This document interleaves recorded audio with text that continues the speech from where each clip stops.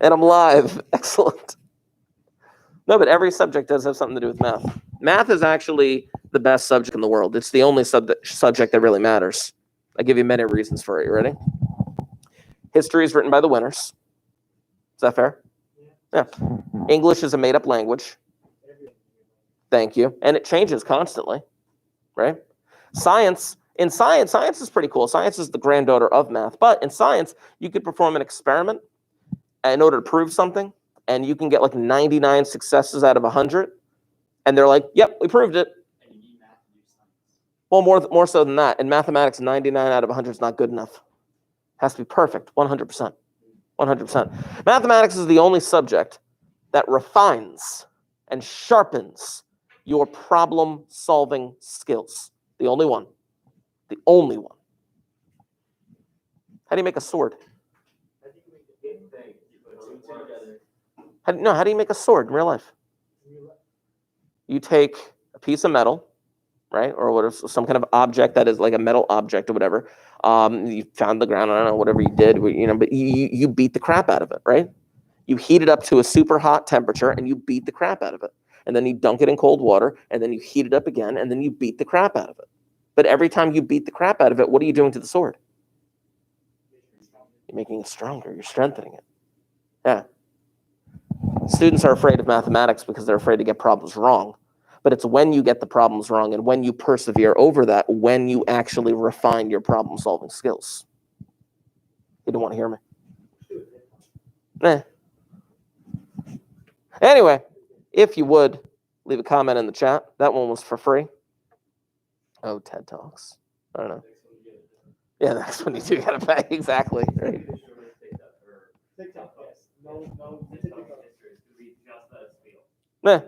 No, dude, I can go on for hours.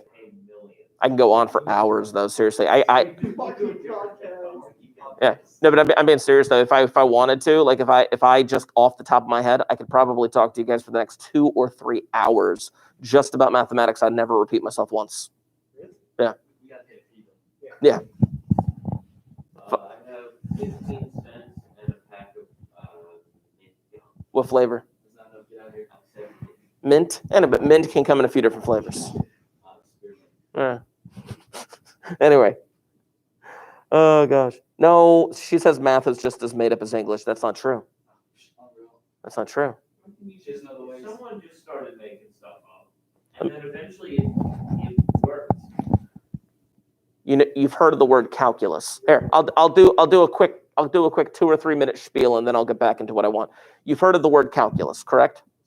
Whether or not you've taken the class, you've heard of calculus. It doesn't matter what calculus is. You don't have to understand it to understand my story. Back in the 1600s, a name that you do remember by the name of Isaac Newton discovered this mathematical process that he called fluxions.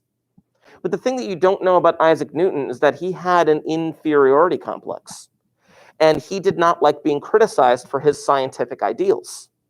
When he came out with gravity, he was lambasted, even though, yes, he was proven correct on gravity, right? Yeah. But he didn't want to be criticized for what he discovered in fluxions. So after he wrote out everything that he possibly could on fluxions, he took all of his paperwork, locked it in a drawer, and forgot about it. 30 years later, a mathematician by the name of Wilfred Gottfried Leibniz on the mainland of Europe discovered a mathematical process that he called calculus. It swept the mainland Europe. When it finally reached the shores of England, Isaac Newton looked at this thing called calculus and he said, wait a minute, this is fluxions. What had happened was Leibniz discovered this mathematical process from one angle that he called calculus and had all of this notation for and described it in this certain way. He used humanistic ideals to describe this concept known as calculus. But Newton, from a different angle, discovered the same exact process, but he called it fluxions. 2 men, 30 years apart. England, mainland Europe, never had a conversation with each other, never shared paperwork with each other. They discovered the same exact thing independently of each other. Now, how is that possible? Unless the idea of calculus exists outside of the human mind and is true and is good. And it's just humans that are trying to attribute humanistic language to describe such a thing. There's two ways of looking at math. Humans' ability to describe it, which is flawed, and math itself, which is perfect. I dropped my mic, but I don't want it to break. Yeah, that's what I'm saying. Like, share, subscribe. Who? No, I'm not. Because I was looking, Yeah. and I was like, damn. Yeah, I'm not. The prices for the woman's tank top. What the heck are you? First of all, you're not listening to my speech, but you're looking up the prices of women's tank top online. He's got to know. Hey, don't expect Josh to ever. Don't expect. Anyway, back to this. So, as for today, a couple of reminders. First and foremost, I did assign an assessment for you guys. Before the weekend began, but I did you a little bit of a favor. And I think, did I even say it in the comments? No, I didn't say I was doing you a favor, whatever. But I made it due Wednesday. And I did that purposefully so that I could remind you today that you have an assessment due on Wednesday. Now, this assessment is actually made up of two parts. This assessment is made up of an actual written thing and a partial quizzes. Now, it's actually 80% of your grade is going to be based on the written thing in the PDF, and the 20% of the grade is going to be based on the short quizzes. These are short quizzes. The quizzes is based on the Playfair ciphers that we were doing. Now, keep in mind, again, just a blanket reminder, when that quizzes code runs out, it expires. Okay? Can't leave that quizzes for the last minute. Yes, you could, obviously if you turn in the test late, I'll account for it being turned in late. But with the quizzes, I can't just reopen the code. Quizzes doesn't allow me to do that unless I pay a subscription fee. I know, it's like $60 a year. Yeah. I know. I want the school to do it for me. Where's my universal school quizzes account? I know. Well, we have one for Linkit. Linkit's garbage. Yeah, but it's garbage. Anyway, back to this. You cheat so easily because they don't make you use the app anymore. It's great. Eh. If I hadn't been able to cheat, forget about it. You'd be surprised. I give like an assessment in Algebra 2 on Edge Elastic. We used to use Edge Elastic, and the scores are horrendous despite the fact that kids try to cheat. Yeah, just saying. I know. But I put up questions that are difficult to Google. Anyway, back to this. You also, of course, just as a reminder, you had the Enigma parts 1 and 2 due today.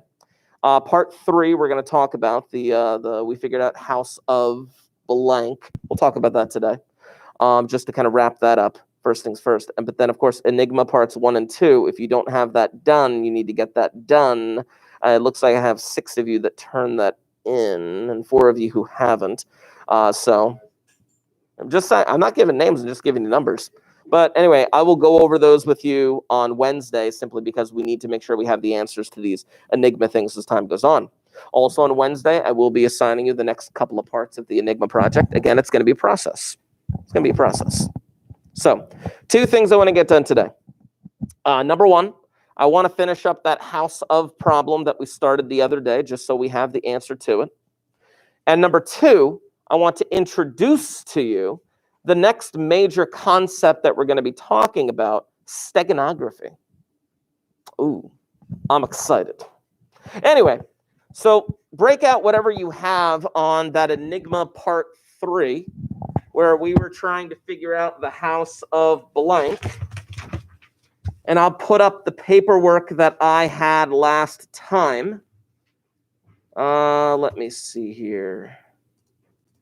Under cryptology, I had posted, there it is, Morse code. I'll flip my screen over. There's the Morse code thing. Now, again, this Morse code thing, this is just something that we were doing together, But I do need you to have the correct answer to this because this is going to apply to what we're doing. Oh, Sky left a bunch of comments. I haven't actually read them yet. Hold on. I'm so worried about the Enigma thing, but it was so easy. If it gets 10 times harder. Sorry. You guys don't get the comments because you're not there, but they're funny. Anyway. So we were going through this thing and we were trying to come up with certain assumptions, results, and things of that nature. And this is what we came up with. We came up with house of blank. Now, house we were able to deduce based on the time units that it took. For that letter S, it was an S or a T, and literally that's all it could be. And then the first letter could be an H, an A, or an N based on the number of time units that we were figuring this thing out with. And ultimately, house was the only one that really made sense. Then we knew how many time units these two letters made. Together, they made 15.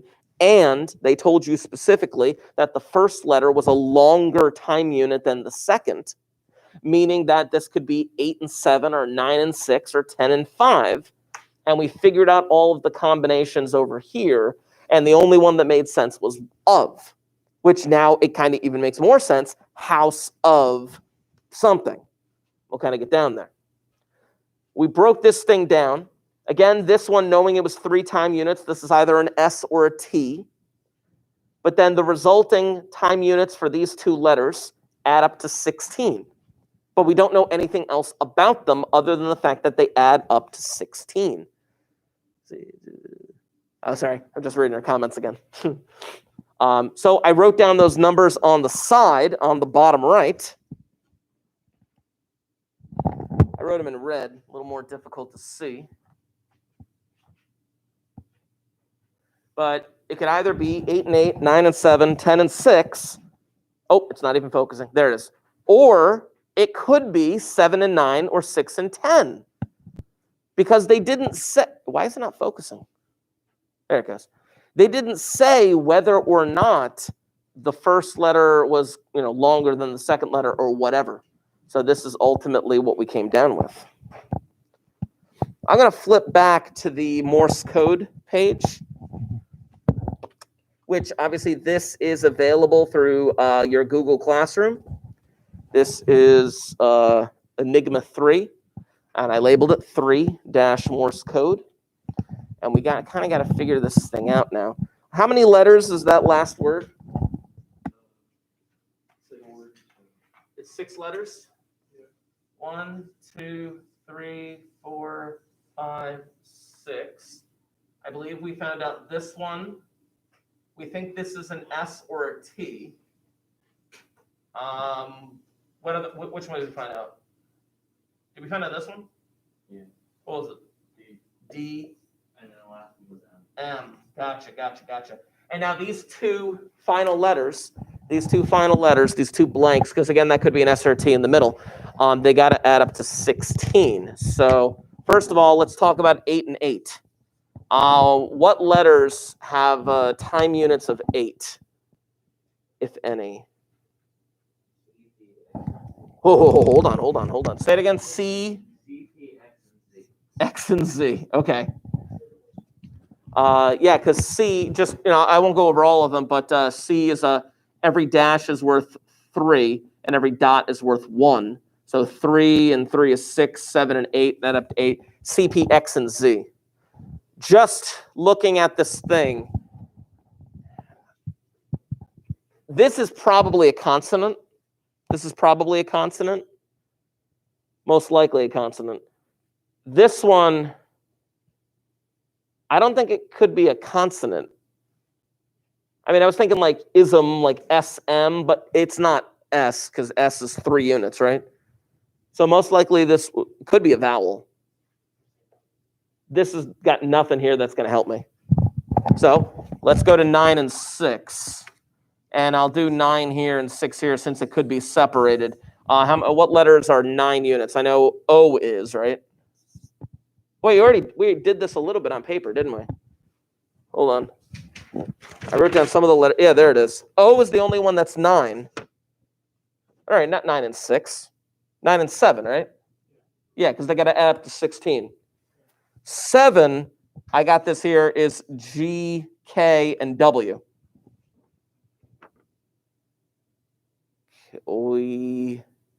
Oiskgum.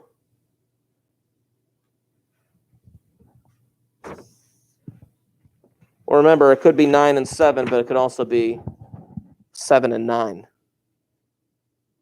I'm kind of pausing here because there's something that should possibly be jumping out in your heads.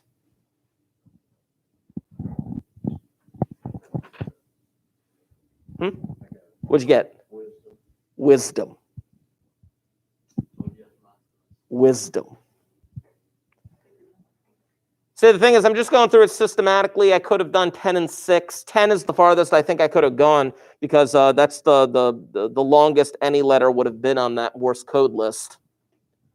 But like I said, it could be 7 and 9, or it could be 9 and 7. Let me switch these real quick. 7 and 9, GKW, GKW and O, W and O, and then, yeah, it's got to be an S, because it could have been S or T. House of Wisdom. Now, how is that going to help us moving forward with the Enigma project? Well, that's part of the mystery. But you need to know the answer to this particular Enigma project part.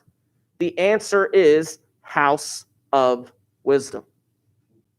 Just based on all of the clues that they gave us, based on an understanding of the English language and how things kind of work together, and based on a little bit of guesswork, it's easy to figure out what that message was just purely based on this limited information. Look how much information they actually gave you. I know, right? They told you how many time units it was for the first and the third word all together. And they told you the second word, you don't know anything about it, but you know that the first letter was longer than the second letter. That's all they gave you. I love that kind of stuff. But yes, we do need to have that moving forward. Now, again, I'm reiterating this because I do not want to get later in the marking period, or in the school year, I should say. I don't want to get later in the school year and then have someone come to me and be like, oh, I'm sorry, I don't have any of that Enigma project stuff. I know. What I'm saying is I'm just telling you, you got to make sure you keep it organized. Don't lose it. Okay. This is the answer to number 3, House of Wisdom. Numbers 1 and 2, you did as an assignment that was due today. I'm going to go over that with you on Wednesday, just to make sure we all are on the same page with that. Because even if you don't get that stuff done for the individual assignment, at the very least, you can have the answers as we move forward. Okay. Let's talk about steganography. Now, to introduce steganography, I have a couple of videos to show you, a couple of short videos to show you. Steganography, just for the lack of a better term, oh, man, it's difficult to put it into a simple example. It's simple to define it, and I'm going to give you that definition once we actually get to our notes. But steganography is difficult to be like, here's a perfect example of steganography. Well, it's like that's just one aspect of a much larger field. We'll talk about that. So I have a couple examples to show you. First of all, I've never watched this show. I have never watched this show. It's called Blind Spot. No one's ever heard of it? Okay. Let's just put it this way. One day, in the middle of a busy intersection, there is a duffel bag just literally dropped in the middle of a busy intersection. Yeah. And then the police show up, and it's like this big thing. They think it's a bomb. They don't really know what's going on. And then they, bomb unit gets out there. They open the bag, and a woman gets out. And it's this woman, I think she was like an FBI agent that was missing for a certain amount of time, and she has no memory as to what happened to her, and she's covered in tattoos. Did I get that right? Okay. I didn't watch the show. Yeah. But I do have this short clip to show you. I'll just play the clip.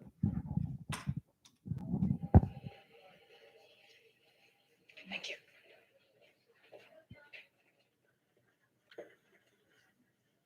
Did the medic clear you? Yeah, just a couple bruises. Thanks for coming to get me. You're welcome. So what's next? They're going to keep you under protective custody for a while, just to be safe. It's not that bad. You don't know what any of your tattoos mean, do you? We're working on it. Figure out that steganography yet? What? The black square on your shoulder. Steganography. Steganography, of course. Can you fill the rest of us in? It's a method of concealing messages and innocuous images. It's used by spy services, terrorists, dates back to the ancient Greeks. So the black isn't just covering the Navy SEAL tattoo underneath? Oh, well, that's the thing. It's not all black. Some of it's off black. So if you isolate those sections and change their values to white.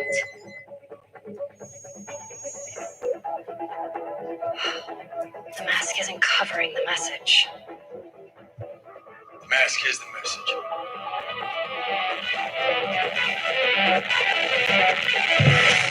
What? Hey, YouTube, thanks so much for watching Blind Spot. What? It is a weird show, I know. I do have another one to show you. I wasn't able to find the actual clip where they actually deciphered the image on her arm. Basically, all of the tattoos that she has on her arm. I really don't know much of the premise of the show. I just knew that this showed up with like steganography. I'm like, that's cool.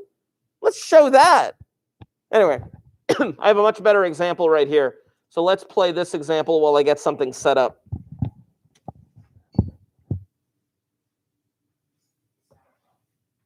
Is it on? Sorry. Herodotus tells us in his histories about Histiaeus, who sent a message to his nephew Aristogoras in a most unusual way. Histiaeus shaved the head of one of his slaves, tattooed a message on his scalp, waited for his hair to regrow, and sent the slave on his way. When the slave arrived, he told Aristogoras to shave his head to read the message.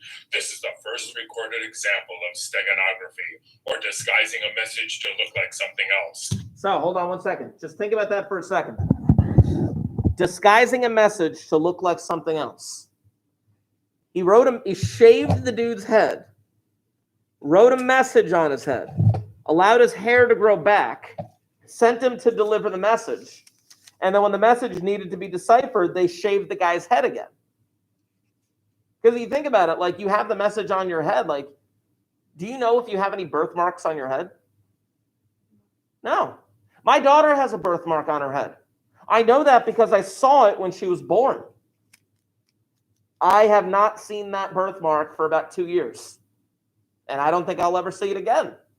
Unless she decides to shave her head. Just saying. But it's one of those things where it's like, oh, that's actually pretty clever. Like, you could get a message like tattooed on your head, grow the hair out, no one will ever know it's there until someone actually shaves off your head. Oh, it's pretty crazy. Anyway, back to this. Welcome to Secret Codes and Ciphers.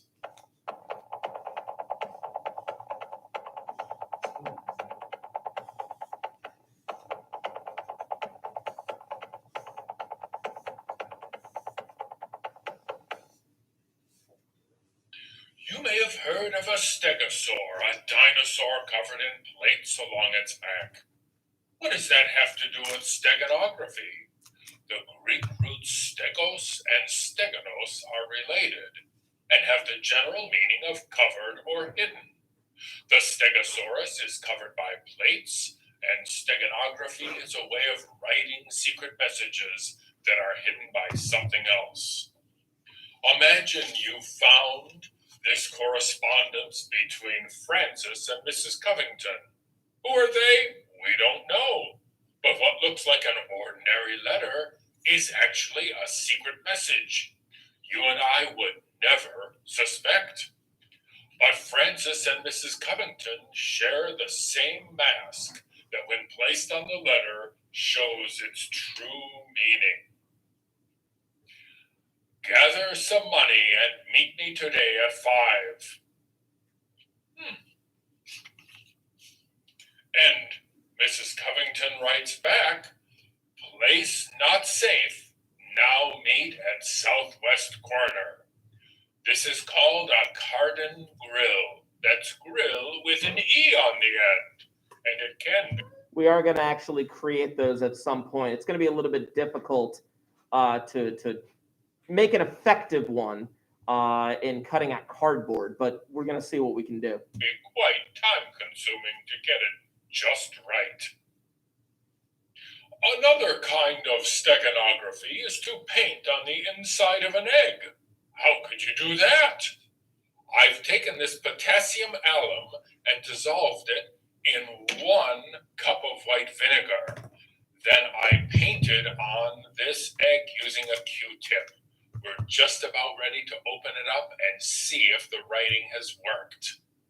I wrote the word help, and as you can see, no help is coming.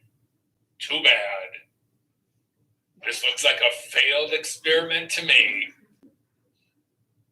You can also hide messages. That egg thing actually is real if it's done correctly. Just keep that in mind. Inside a larger text if you and your partner follow the same rule.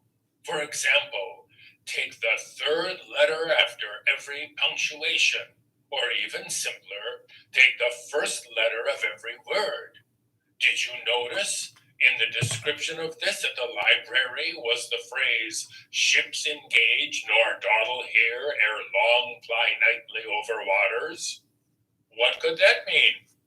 Well, if you take the 1st letter of every word, it says send help now.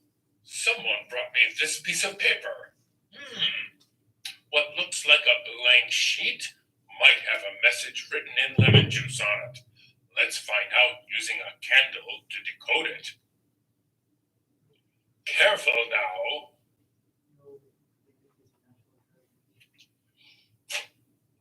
A very important message has come through. And if you do this at home, make sure to do it with your grown-up. Why does it work? Heat releases carbon, and when that carbon comes into contact with the air, it oxidizes, turning brown. Time for dinner indeed. In the next episode, we begin our look at secret code. Sorry, this guy cracked me up. You guys, I know. Have you guys watched through the Office? Okay. I don't recall exactly where the episode is of The Office, but there was a time where Jim was, I believe he was like one of the managers of the Office. He had gotten himself to be like co-manager with Michael or some junk like that. And Dwight was kind of trying to turn people against Jim. And so he wrote a memo and he used his urine to encode a message on the piece of paper. Do you know the episode I'm talking about? Oh my gosh. And he's just like, it will bode you well to heed this message or something like that. That's what he was saying to people. And then he goes to the spot and nobody shows up. And he's just like, what the heck? You know, it's like, you know, how hard is this? Heed the message, put it under a lip. You know, it was just super funny but that's an example of steganography, making a message look like something else. It's pretty sick. Now, I'm just going to show you something right here that I just made very quickly. Check this out. Check this out. So I'm showing this to the camera, and then I'll just kind of show this around a little bit. Yeah, kind of. No, but look at this. So all of these letters, if you just read the letters as is, it doesn't really make much sense. I'm showing it to the camera so that they can see it. But looking at these letters in order doesn't really make much sense. Now, I put this on a piece of paper. Now, obviously, a piece of paper is delicate. It could be broken, ripped apart, blah, blah, blah, blah, blah. Now, instead of a piece of paper, imagine that this is a stretch of like cloth or something along those lines. And instead of me actually like writing in the letters, perhaps I stitched in some code, like Morse code, for example, where I stitched in those things where each stitch or each line of code represents a letter. But even still, you're looking at this, and this means nothing to you. This means absolutely nothing to you until you realize what it is that I actually did. Now, did any of you see how I made this? I made this in plain sight. How did I make it? I put it on a tube. So it's like, I'll grab this tube, and I'm going to kind of wrap this around this tube, and nothing's making sense. Have to have a smaller tube, Smaller tube? Okay, hold on. like the same one that you use. Yeah. That's kind of the point that I'm kind of getting to. He's going- But that's the thing, though. If you intercepted this message, let's just say that you suspected that it might be one of those types of messages that you have to wrap around a cylinder. You don't know what size cylinder I used. And by the time you actually figure it out, it might be too late. I may have gotten my message across in a different way.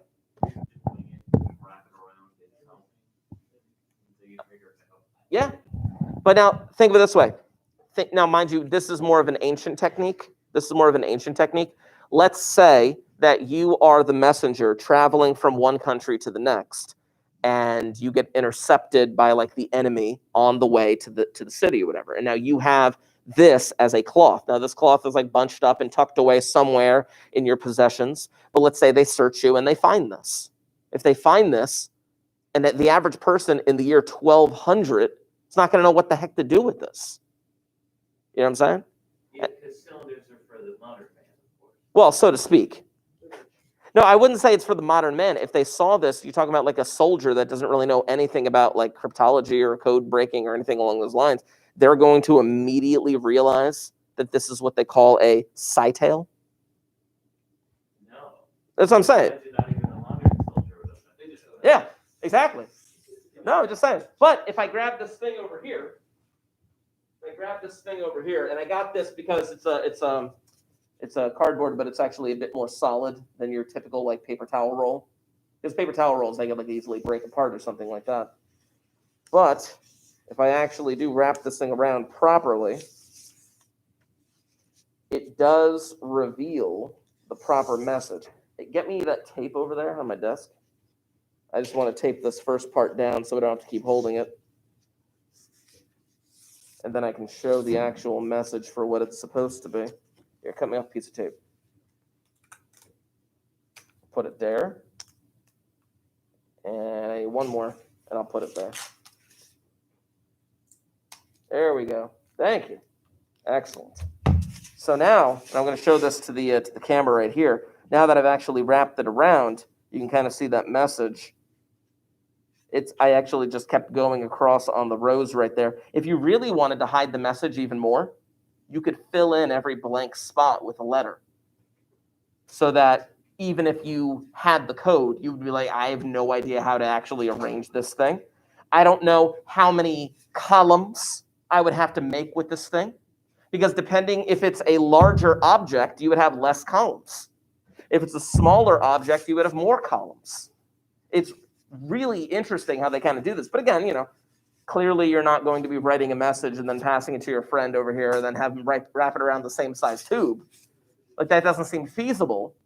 Again, unless you each had some kind of a uniform measurement device, let's say, But even then, paper. So just for the sake of argument, and I'll kind of read this to the chat as well. It says, "Run for your life. Meet me at the safe house." But it only shows up once you wrap it around the proper tube with a certain circumference, let's say. I don't know. Kind of interesting. We're going to make these things eventually.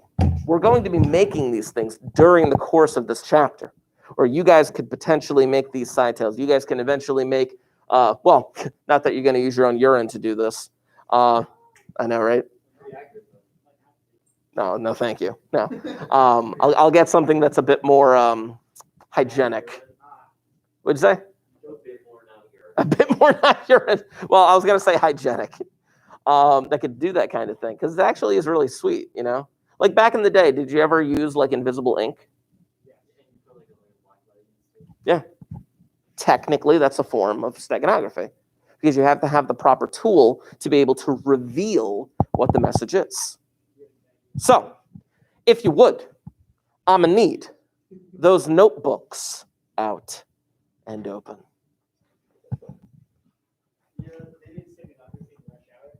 Oh yeah? I never saw Rush Hour. You never seen Rush Hour? No. There was this girl who had like tattoos on her head, and she had like a wig. And Chris Rock, when she took it off, he was like, "What?" It was funny. But the tattoos on her head hid a message? Yeah, it was a message. Yeah. That's what I'm talking about. Hold on now. You should watch Rush Hour. No, thank you.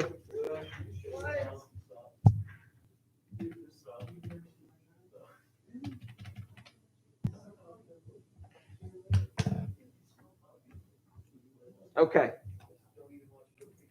So this is Intro to Steganography. Now, again, as I stated before, it's a bit difficult to show just a once and for all example and say like, this is steganography, you know? Just because steganography is a far, far reaching field. There are a number of different ancient and modern techniques that involve steganography.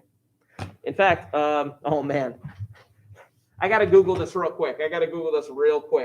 And I don't want to show you in case it shows up. I want to get the surprise. Hold on.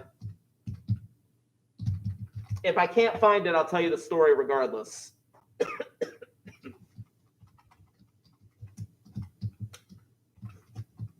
So you guys know Arnold Schwarzenegger was the governor of California. Yeah, I think I found it. So I got to find the right image here. Oh, sweet. Let me see. Hold on. I got to make sure this works. So he's the governor of California. And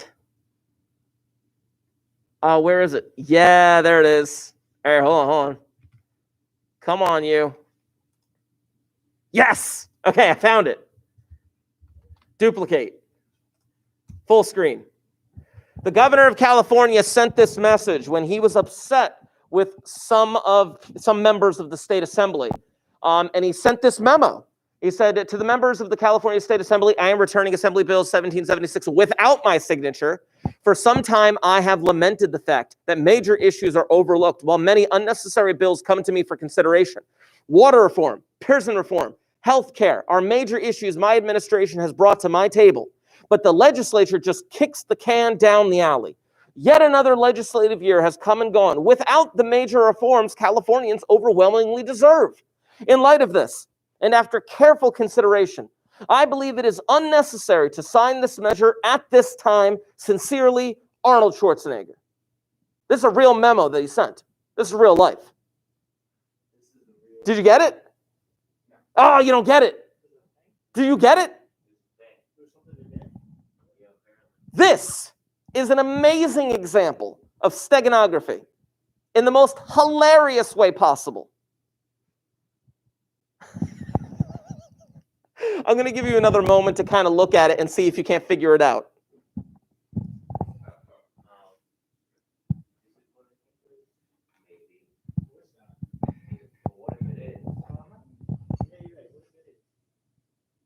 Anyone want to give a hint?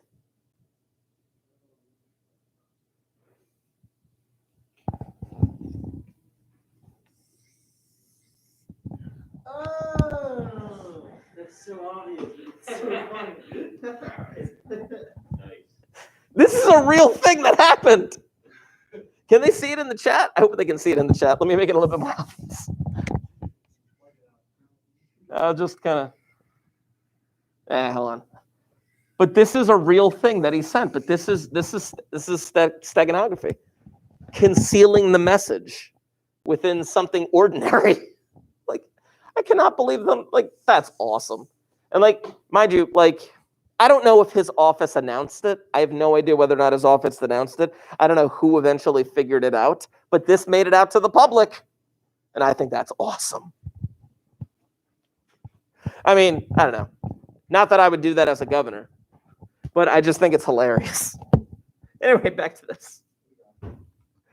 Oh, gosh. Now he's back to making movies. Anywho.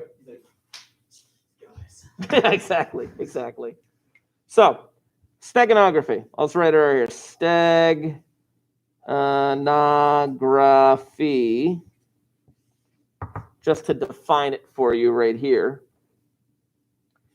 It is the practice of concealing a message with another message or physical object. It is the practice of concealing a message within another message or physical object. This is the idea, the general idea of steganography. The Arnold Schwarzenegger memo is an example of steganography because it was concealed within a memo that actually did contain his real thoughts, but it contained his real thoughts in way more than one way. I contained a message using this physical object, where in order to decipher what the physical or the message actually was, you would have to utilize the physical object in order to actually get it done. But of course, you'd need to know what that physical object was. I know it was a cylinder. Okay, but you can't just use any cylinder. You would have to use the proper size cylinder. The only reason why this message worked is because they lined it up in such a way where the first letter in each word of each row just worked out perfectly like that. I have no idea how much time they took to do this, because you have to really precisely word this thing to get it done the way you want it to. But it's just so, oh my gosh. Anyway, back to this. I don't think he's the one that that did it. I think he had the idea. Like, hey, is there a way that we can send them a message saying F you, but not actually saying F you? You know, and then someone's like, oh, that was inappropriate. What? That was a coincidence. I can't do the Arnold Schwarzenegger voice.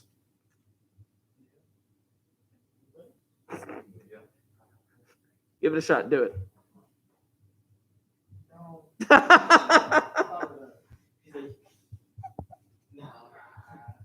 Now, I'm putting right here some examples. Now, I want to be very, very clear.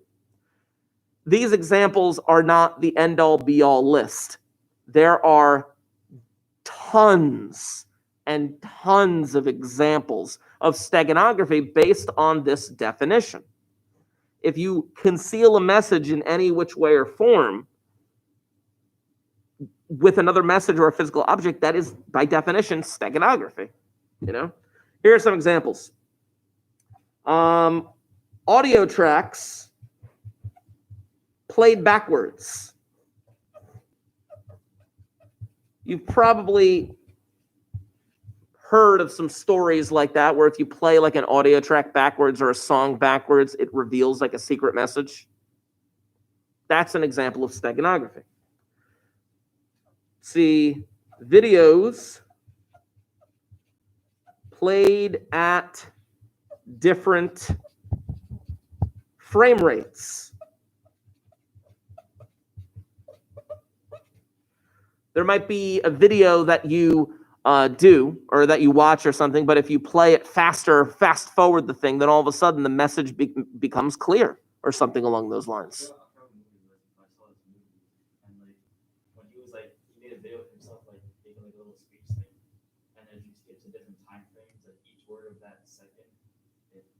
It brings out the real message.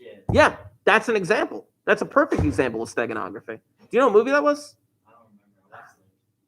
Had me a few years ago. Okay, I got you. You guys ever do like room escapes?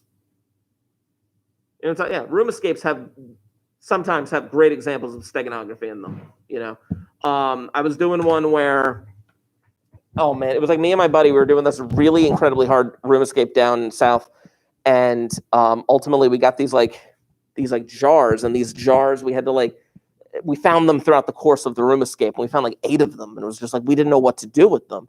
And on them there were all these numbers, and we were trying to line them up in a certain order and this, that, and the other thing, and we could not figure this thing out. What the heck? And ultimately when time ran out, we were on the last thing. But what we actually had to figure out was that those numbers lined up in a certain way represented a time code on a DVD. Because there was a DVD that we had watched for a clue earlier, but that DVD was 2 hours long. And we had to go to a certain time code. And on that time code, for that one frame, boop, popped up the message that we needed to finish the puzzle. It's awesome. So you've done room escapes. Has anyone else done a room escape? Yeah? I'm just saying, they're awesome. Anyway, back to this. Oh no, just flip the cord at you. Where's my paper here? Now, this one is more of a modern example, but embedding a message in an RGB image. What is an RGB image? Yeah. Pixels. Exactly. That's what I'm saying. This is more of a modern way of going about it. But when you have a red, green, blue image on a computer, there are ways of embedding secret messages within that image. And then when you look at this image on a computer or a printout and you just look at it as is, you're like, I don't get it. But it's when you go down to the pixel level, you can actually figure out, oh, this is what was changed in order to embed this message. Something along those lines. You could hide messages within computer codes. There are ways of embedding messages within computer codes. Maybe you hide them, but you don't hide them good enough because you want people to find them.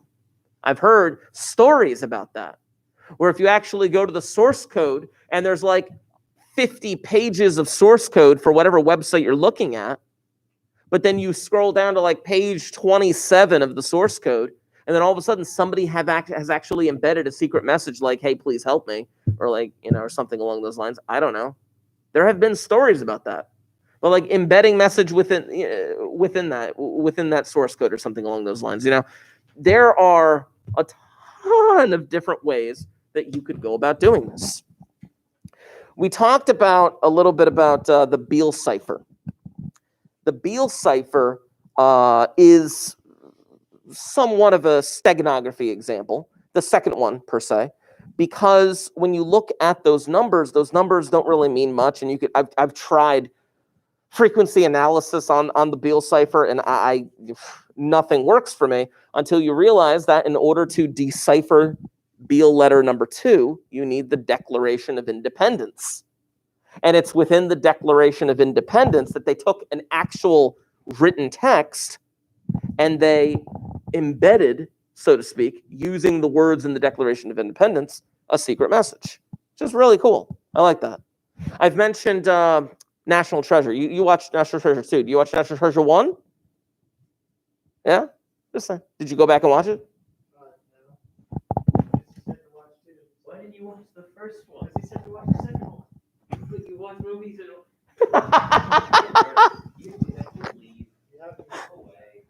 Well, let's just put it this way. On the back of the Declaration in the first movie, on the back of the Declaration, there was a code that was hidden, but they could only find that code when they applied lemons and heat to the back of the Declaration, and then the code actually popped up. Now, that's one form of steganography, but then another meta form of steganography is that those numbers that popped up on the back of the Declaration represented another type of code where they would have to find these letters, and then there was a set of 3 numbers, I believe, in which each number represented the letter, the line, and then the number letter on that line, and then when they went through all that, it revealed the next clue. But it's just codes on top of codes on top of codes. It's just stinking awesome. Love that kind of stuff. I should probably, oh man, and I can't find a concise one. I was gonna say let's actually watch the clip of it, but I don't know if once I edited it down. Oh, maybe I'll try to find it in a minute. We'll see. I don't know. Since you have never seen a Nick Cage movie in your life. I have seen. No, you've never seen a Nick Cage movie in your life. Ghost Rider. Anyway, yeah. But this, like I said, is just a small introduction to steganography. Let me get the Arnold Schwarzenegger message off my screen. So there he is. There's the man. Anyway. You know what? When I saw that thing, I was like, I didn't know this English was so like pristine. Yeah, pristine. Yeah. Wait, say it again? Like that was a really well worded letter to someone because like first of all, a lot of words. Okay. Jeff is illiterate. We know that. I didn't even realize what I was like. Here, hold on. So here's them actually doing the heat and the lemons.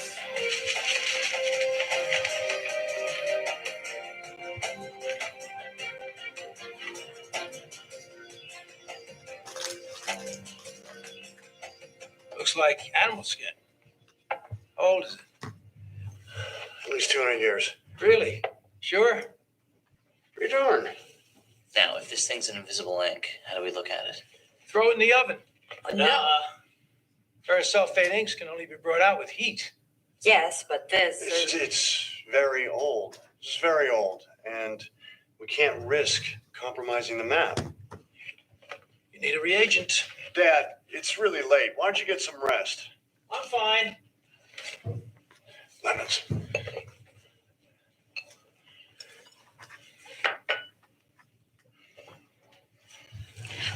you can't do that. But it has to be done. And someone who's trained to handle antique documents is going to do it. Okay. Okay. Now, if there is a secret message, it'll probably be marked by a symbol in the upper right-hand corner. That's right. I'm so getting fired for this.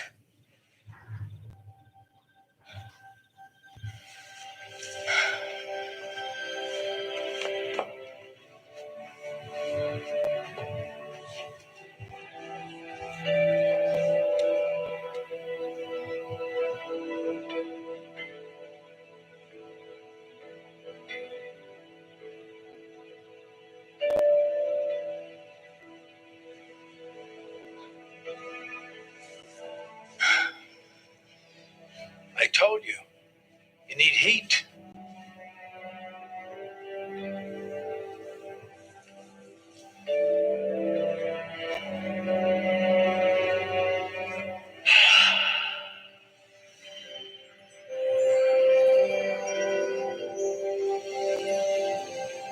See? We need more juice. More heat.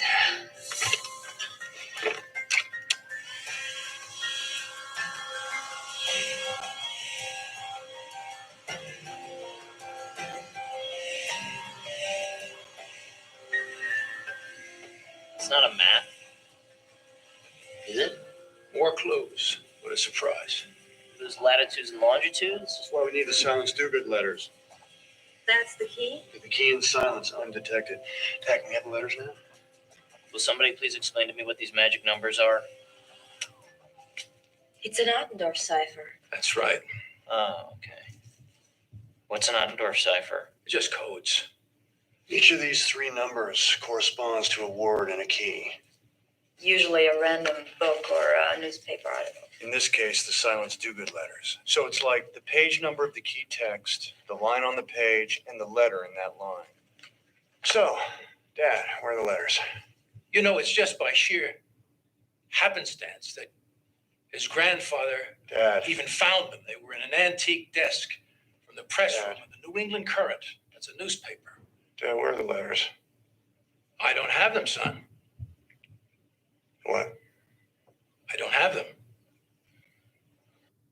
Anyway, yeah, he donated them to a museum, and in the movie, it was just this fun little chase scene where the bad guys in the movie, they are they come to the museum with the letters, and the guy Riley was sending a kid to go in and out of the museum to get the pair of letters as he was like counting. It was a pretty fun scene. Something interesting about that movie, the good guys in that movie use Google to search for things, and the bad guys in that movie use Yahoo. Who? Anyway. But yeah, that's what we're going to pick up with next time. Some more steganography things that we're going to get into. Again, I'm trying to balance like actually handing you guys things in the age of COVID. Like I'm trying to, I don't know. It's difficult to try to figure that out. I'm hesitant to be like, here, hold this, like, and then pass it around the room. Like, no, I can't really do that, But anyway, I know. Actually, fun fact: I taught a class the other week at discrete math where I used Skittles as an example, and Skittles are really the best way to kind of show the example with what I was teaching in that class. But in order to do it, I had to disinfect the desk and then have the hand sanitizer with me and disinfect my hands. And then anytime a student came over to do something with the Skittles, I had them disinfect beforehand. It was such a process, Yeah, I know. No, we tried not to touch them anyway, whatever. But yeah, we'll pick up with this next time. Reminder, you need to get done that assessment, the Transposition Playfair Major. It is due Wednesday. Make sure you are getting that done. It's on Google Classroom. If you have not left a comment in the chat, I see you all right there. But if you have not left a comment in the chat, please make sure that you do so. And we will see you next time.